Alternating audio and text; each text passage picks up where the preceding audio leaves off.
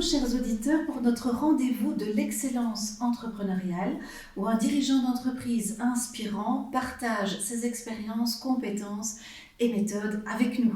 Ce podcast s'inscrit dans notre vision de faire de l'entreprise un levier d'épanouissement pour le dirigeant et pour ses collaborateurs.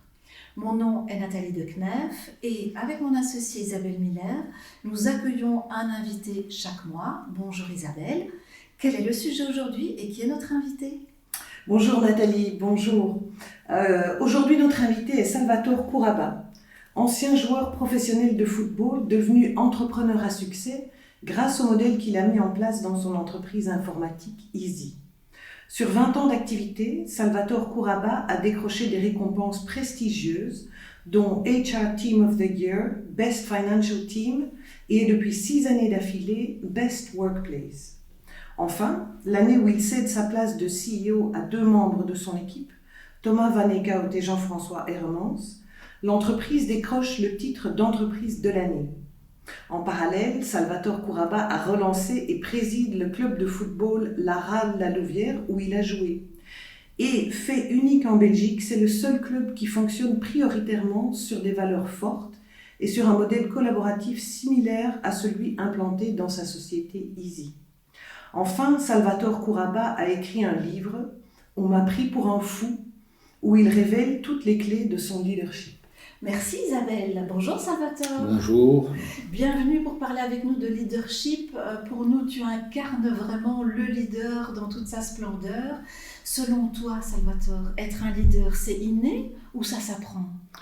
Je pense qu'il y a un peu des deux, mais quand même, il y a quand même une prédisposition puisque je suis un leader depuis toujours. J'ai toujours été chef de bande depuis mon jeune âge, que ce soit à l'école, que ce soit dans le vestiaire.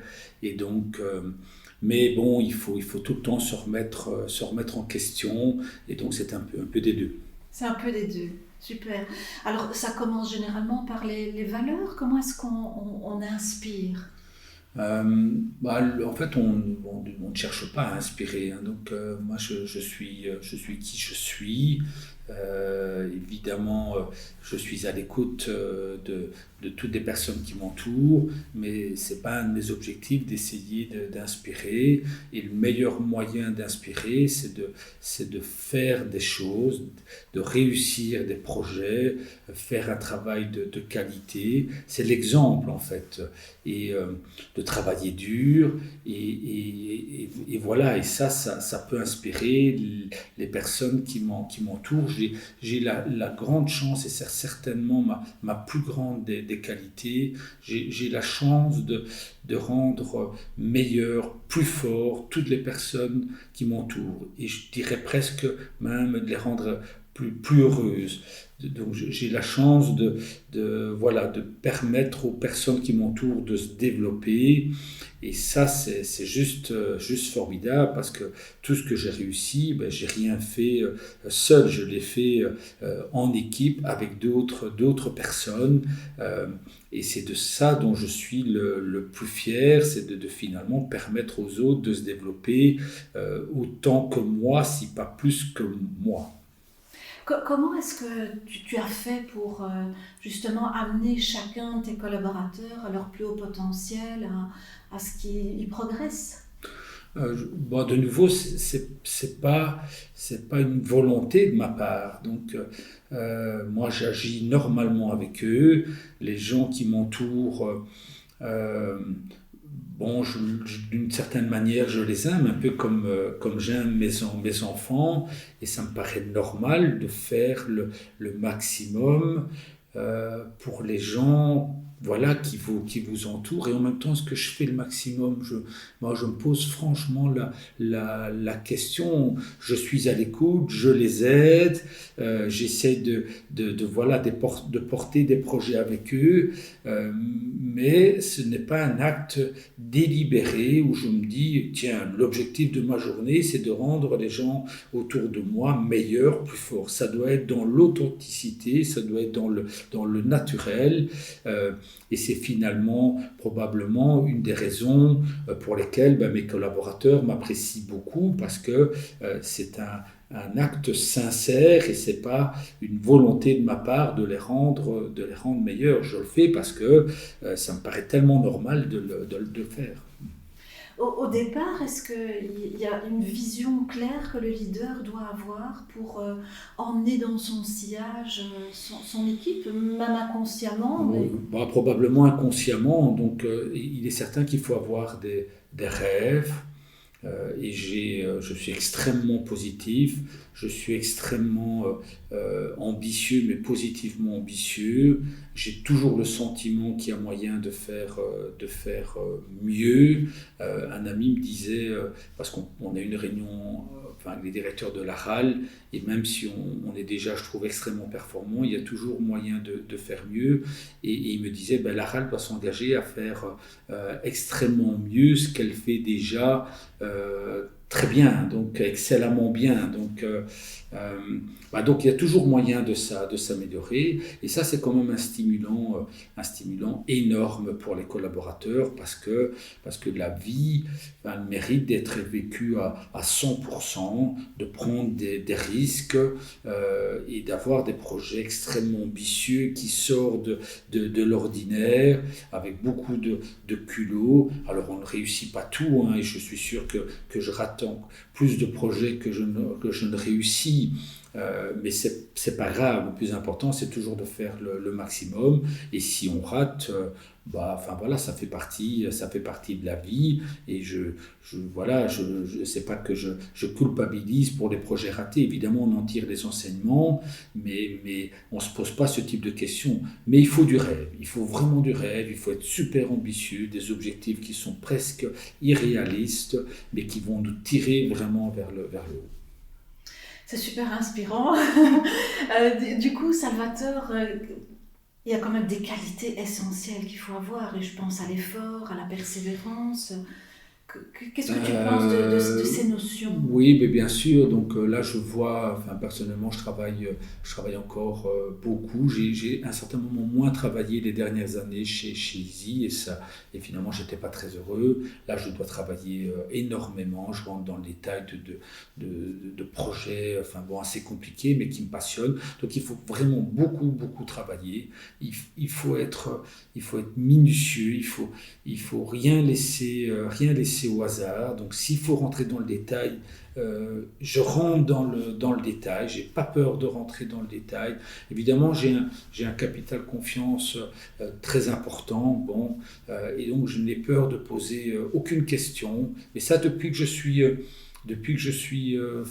toujours. Donc je me souviens en classe en humanité, j'hésitais pas à poser des questions, parce que je voulais super bien comprendre les matières, et finalement je sentais que ça plaisait aux professeurs que je pose des questions quelquefois qui étaient même embarrassantes. Donc j'aime poser des questions, donc je ne me satisfais pas, je ne suis pas superficiel, et sinon il n'y a pas de succès. Et certainement il faut travailler dur, il faut être précis, il faut faire un travail de qualité, il faut faire mieux à la limite que les autres. Et ça, c'est inspirant, parce que vos collaborateurs voient ce que vous êtes prêts à faire, et ils n'ont pas envie de me décevoir. C'est vrai que je dis souvent à mes collaborateurs, moi, je souhaite que les gens autour de moi me rendent fier. Donc, et quand un collaborateur réalise quelque chose, il doit se poser la question, est-ce que je vais rendre Salvatore fier de ma prestation?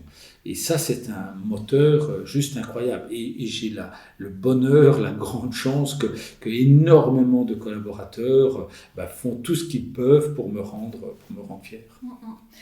Tu disais, j'aime poser des questions, et si je dois aller au bout du bout, j'y vais. Mais tu acceptes aussi que les autres posent des questions.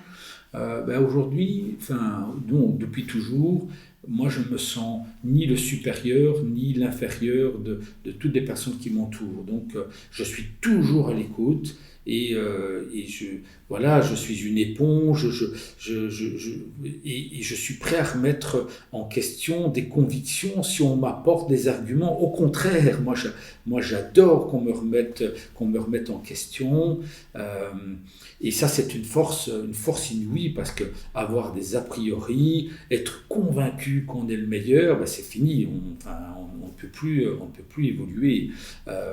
Et d'autre part, je prends un grand plaisir, un grand bonheur à faire en sorte que les gens, un jour, deviennent plus forts que moi. Et le seul moyen, à un certain moment, de permettre aux autres de devenir plus forts, c'est de tout doucement faire un pas de côté, se laisser dépasser. Et ça, c'est aussi une source de bonheur, voilà, qui me donne beaucoup de sens et beaucoup d'énergie. C'est un peu viser l'excellence pour les personnes qui t'entourent, finalement, dans le sens de progression et d'épanouissement. Viser l'excellence, peut-être pas, parce que là, c'est un peu trop dur, mais toujours vouloir s'améliorer. Donc l'excellence, de toute façon, on l'atteint jamais. On l'atteint jamais, mais c'est toujours la volonté de faire mieux, et de ne jamais se satisfaire du résultat obtenu, parce que sinon, si ça s'arrête... et alors qu'est-ce qu'on fait, et qu'est-ce qu'on fait après? Donc non, ça ne doit jamais s'arrêter. Alors le leader a aussi une responsabilité de création de communauté, de souder sa tribu. Comment est-ce que tu t'y prends pour faire ça? De nouveau, donc, quand chaque collaborateur ressent qu'il n'y a pas d'injustice, qu'il y a un sentiment d'égalité, s'il ressent de son leader voilà, qu'il est là pour l'aider, les choses se font naturellement. C'est vrai que chez Easy, c'est assez particulier, parce qu'il y a quasiment pas de rivalité au sein de Saint-Dizy, que ce soit au niveau de la direction, que ce soit au niveau des employés, parce que c'est quelque chose que j'ai du mal à supporter. Mais je ne me souviens pas être intervenu souvent. Je pense que si on est dans un environnement sain, ça se passe très facilement. Moi, je vois entre mon fils et ma fille, c'est peut-être un peu plus facile pour les enfants, mais non, ça se fait naturellement. Et je pense que chaque individu a besoin de faire partie d'une communauté. Et si finalement cette personne reçoit les signaux, reçoit la reconnaissance nécessaire, reçoit l'autonomie, la confiance, pourquoi créer une tension avec d'autres? En fait, c'est quand on voit des injustices, on est en manque, qu'il y a un malaise qui peut se créer. Bon, maintenant, le monde n'est pas parfait, je suis loin d'être parfait, Easy est loin d'être parfait, Lara est loin d'être parfaite. Mais bon, je pense que ce qui est important, c'est de voir les intentions qui sont elles, toujours bonnes. Quelque part, le socle sont tes valeurs, que ce soit à la RAL, chez Easy et dans les projets que tu mets en place maintenant? Oui, parce que au final, c'est un peu égoïste, mais le seul objectif, moi je veux juste être heureux. Je veux juste être heureux. Bon, maintenant, la vraie question, c'est quoi être heureux? C'est quoi le bonheur? Mais au final, je le fais à la base pour moi, même si c'est inconscient, je le fais pour moi. Et je ne suis heureux que quand je suis en ligne avec toutes mes convictions, et entre autres, être entouré de personnes avec qui je partage énormément d'émotions, de choses positives. Et ça passe par les valeurs humaines. Je ne pourrais pas être avec une personne qui n'est pas respectueuse de ses proches, respectueuse peu importe, de ses collaborateurs. Et donc pour moi, je dois être entouré des personnes qui finalement partagent ces valeurs, être positif, être respectueux, avoir le sens du devoir, des responsabilités, parce que sinon ça va m'énerver. Et donc évidemment, j'essaye de choisir des personnes qui sont dans ces valeurs, parce que ça me rend heureux, et je suis sûr que ça rend heureux également ces personnes-là.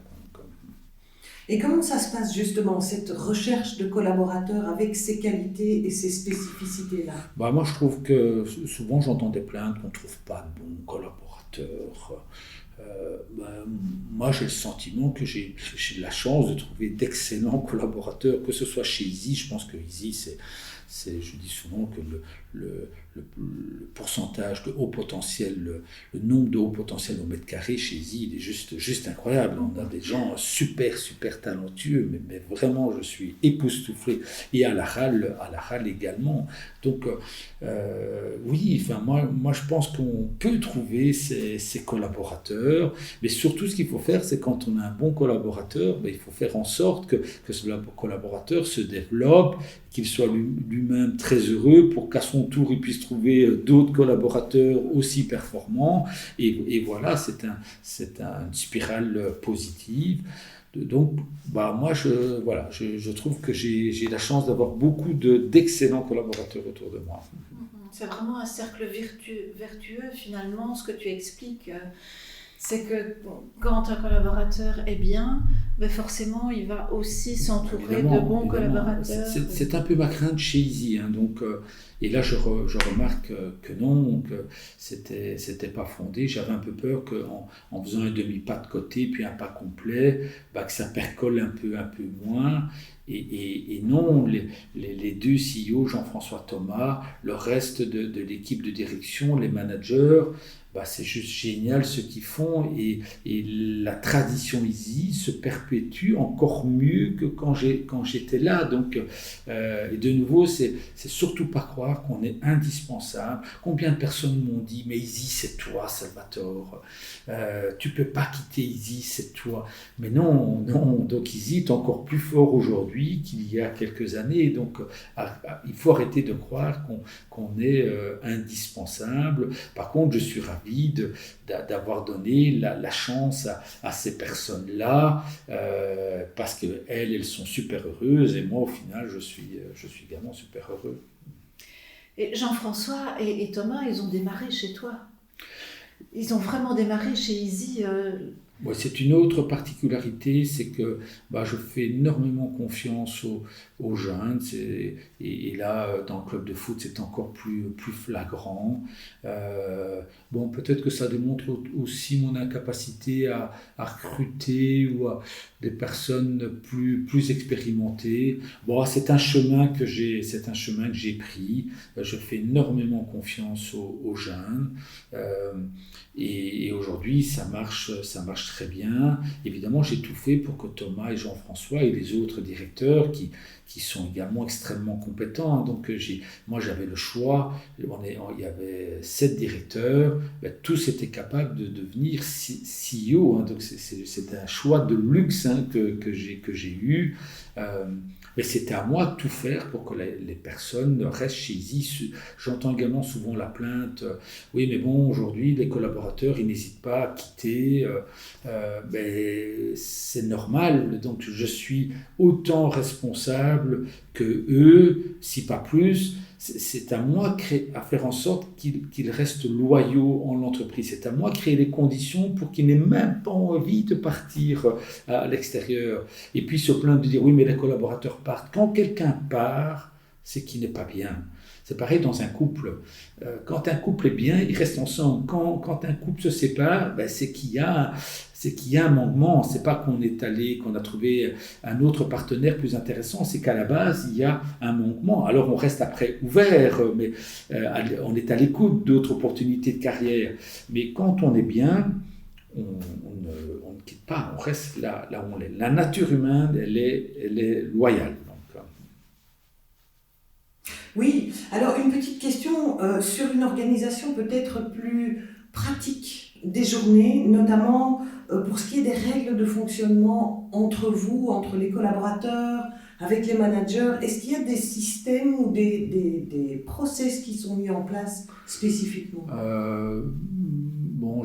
Maintenant je peux parler de la HAL, hein, donc c'est ce qu'on essaie de faire et ce que j'ai fait chez Easy, c'est au départ accompagner les personnes, à s'assurer qu'elles aient toutes les bons réflexes, la bonne formation, et puis une fois que c'est acquis, mais c'est de donner énormément d'autonomie, de responsabilité, et puis de leur permettre de s'auto-évaluer, de faire des comptes rendus sur leur performance. Et donc on n'est pas dans un système de contrôle, on est plus dans un système d'autopilotage.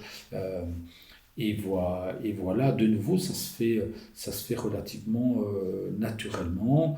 Je pense que dès que vous remarquez qu'une personne a la capacité à réaliser ses tâches bien, il faut lui donner de l'autonomie et puis monter, et puis lui donner de plus en plus de responsabilités, de plus en plus d'autonomie, et ça se fait naturellement. Et moi, je remarque qu'aujourd'hui, surtout la nouvelle génération, elle est demandeuse parce qu'elle a besoin de sens, donc elle est extrêmement demandeuse de recevoir de l'autonomie, des responsabilités, de pouvoir démontrer ses réelles capacités. On veut toujours montrer qu'on est capable de faire des choses bien. Et voilà, ça se fait de cette manière-là. Le collectif aussi a une grande importance pour toi dans tous tes projets? Oui, évidemment, parce que c'est beaucoup plus agréable d'être ensemble pour réaliser. Et puis, je suis loin d'être infaillible, hein, donc j'ai des coups de blues, et donc travailler en équipe, c'est quand même agréable, parce que quand ça va un peu moins bien, il y en a un autre qui tire, vous pouvez partager vos craintes, vos soucis, être à l'écoute des autres pour qu'eux-mêmes partagent à leur tour leurs craintes, leurs soucis, et c'est comme ça qu'on avance. On est une équipe, on est une tribu, on s'est fixé un objectif, et voilà, et on doit s'entraider pour y arriver. Est-ce que tu pourrais partager avec les auditeurs, alors il y a des dirigeants d'entreprise et puis il y a aussi des employés, des clés vraiment importantes pour que ce microcosme qu'est l'entreprise fonctionne agréablement, où chacun peut s'épanouir? Je dirais que un élément important, c'est l'authenticité, la sincérité. Il ne faut pas mettre de masque, il ne faut pas jouer de rôle, il faut essayer de faire les choses bien, avec professionnalisme, avec le sens du devoir, être à l'écoute des gens, être bienveillant. Et je pense que les choses se font naturellement. Bon, maintenant on a tendance à dire oui, mais il y a la vie privée, le boulot, les loisirs. C'est dommage, je trouve, ces frontières. Il faudra apprendre aux gens, à un certain moment, il y a des choses prioritaires à faire, et si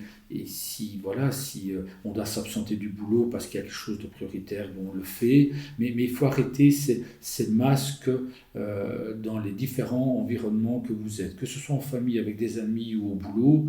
Moi j'essaie de rester juste le même, et j'ai la grande chance, c'est pour ça que je dis souvent que j'ai pas le sentiment de devoir travailler, parce que moi le travail c'est la vie, c'est mon quotidien, donc j'ai la chance de toujours aimer ce que je fais. Donc attention, hein, donc on pourrait dire oui, mais bon, c'est facile d'être chef d'entreprise et d'aimer ce qu'on fait, mais depuis que je travaille, l'âge de 20 ans, j'ai toujours aimé ce que je faisais. Quand je devais faire le jardin